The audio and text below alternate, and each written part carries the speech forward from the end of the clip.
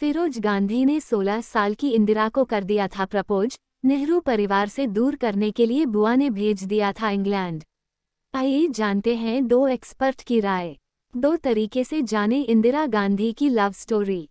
देश की सबसे ताकतवर मानी जाने वाली महिला इंदिरा गांधी ने फिरोज गांधी को टूटकर चाहा था, लेकिन जब उन्हें लगने लगा कि वो उनसे बेवफाई कर रहे हैं तो दूरियां बढ़ती चली गईं। इंदिरा एक प्यार करने वाला पति और सुखी परिवार चाहती थीं। यही उन्हें नहीं मिला। अगर फिरोज बेवफाई नहीं करते तो इंदिरा शायद ही राजनीति की ओर मुड़ती। तब शायद भारतीय राजनीति में उनके कदमों के निशान ऐसे नहीं होते जो हमें नजर आते हैं। पिता के विरोध भी इंदिरा ने शादी की। हालांकि इस शादी पर उनके पिता ही नहीं, मां को भी ऐतराज था। निधन से महज 1 महीने पहले मां कमला नेहरू महसूस कर रही थीं कि उनकी प्रिय बेटी इंदु बड़ी गलती करने जा रही है। बात उस दौर की है जब फिरोज कॉलेज में पढ़ते हुए स्वतंत्रता संग्राम का हिस्सा थे और इंदिरा स्कूल में पढ़ रही थीं।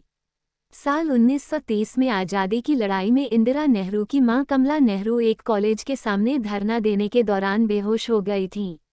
तब फिरोज ने न सिर्फ उन्हें संभाला, देखभाल की, बल्कि उनकी तबीयत पूछने आनंद भवन नेहरू परिवार का घर जाने लगे। वहीं इंदिरा और फिरोज की मुलाकात हुई। तभी से फिरोज का नेहरू परिवार के घर आना जाना शुरू हुआ था।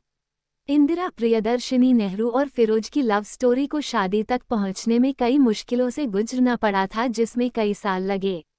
पंडित जवाहरलाल नेहरू शादी के खिलाफ थे। दोनों के धर्म अलग और उम्र में बड़ा फासला। कई अड़चनें आईं, लेकिन आखिर में इंदिरा नेहरू को फिरोज मिले और फिरोज को इंदिरा के साथ गांधी सरनेम भी मिला।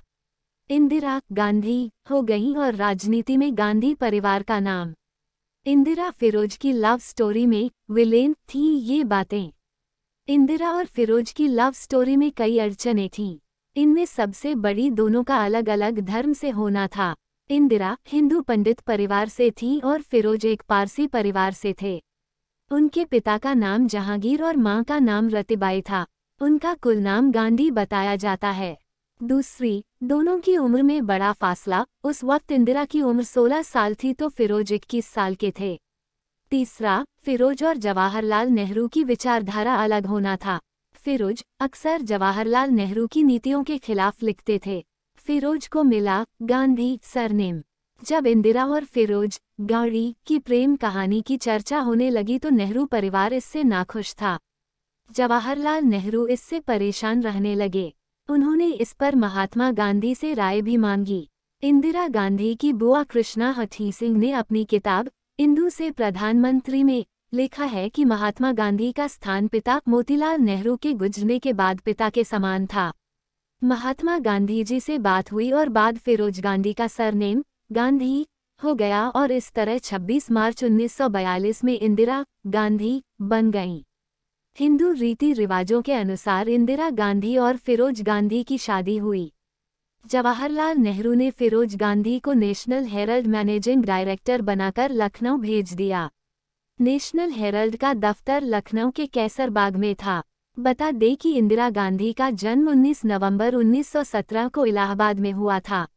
उन्होंने लगातार 3 कार्यकाल 1966-77 तक सेवा की और चौथे कार्यकाल में 1980 से 1984 में उनकी हत्या होने तक देश के प्रधानमंत्री का पद संभाला। 31 अक्टूबर 1984 को नई दिल्ली में इंदिरा गांधी के ही 2 सिख अंगरक्षकों ने उन पर गोलियों की बौछार कर दी। उनकी हत्या को 01 से 8 जून 1984 को अमृतसर के स्वर्ण मंदिर में चले ऑपरेशन ब्लू स्टार का बदला कहा गया। इंदिरा गांधी की मौत के बाद उनके बेटे राजीव गांधी प्रधानमंत्री के रूप में उनके उत्तराधिकारी बने, जो 1989 तक पद पर रहे।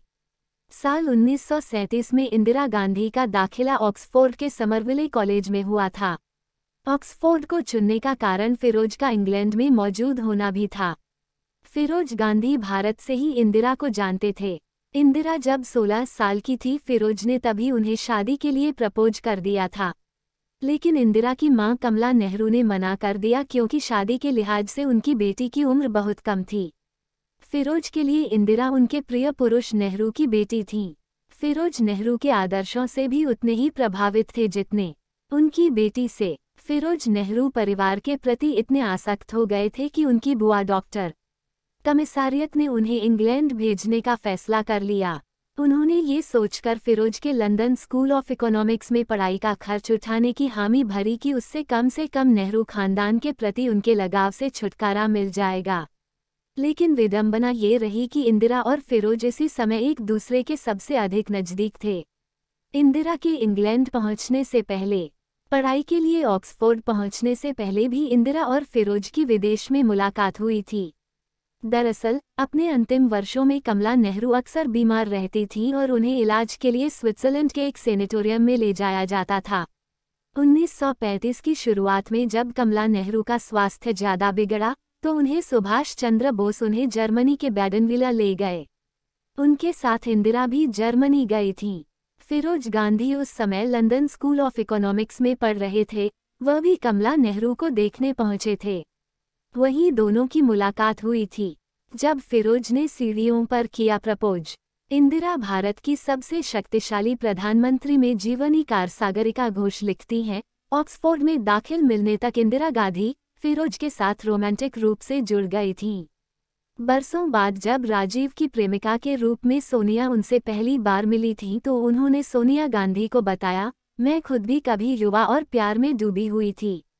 फिरोज ने उनसे अनेक बार शादी की पेशकश की थी मगर उन्होंने पेरिस में जाकर ही हामी भरी।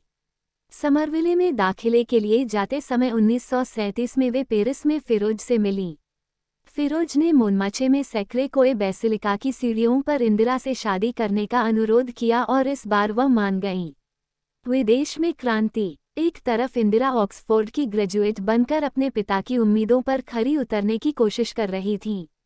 वहीं दूसरी तरफ लंदन में जारी गतिविधियों में फिरोज के साथ शामिल भी हो रही थीं। उन्हें खुद को आंदोलनकारी की भूमिका देखना अच्छा लगता था। फिरोज के साथ इंदिरा इंडिया लीग की सक्रिय थीं।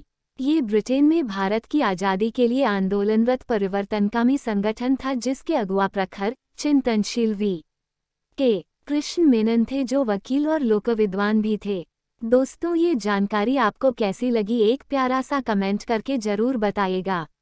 वीडियो पसंद आई हो तो प्लीज़ लाइक शेयर कमेंट भी ज़रूर करिएगा। और अगर अभी तक आपने हमारे चैनल को सब्सक्राइब नहीं किया है तो प्लीज़ दोस्तों हमारे चैनल को सब्सक्राइब ज़रूर कर लीजिएगा। हमारा साथ देने के लिए आप सभी का दिल से धन्यवाद।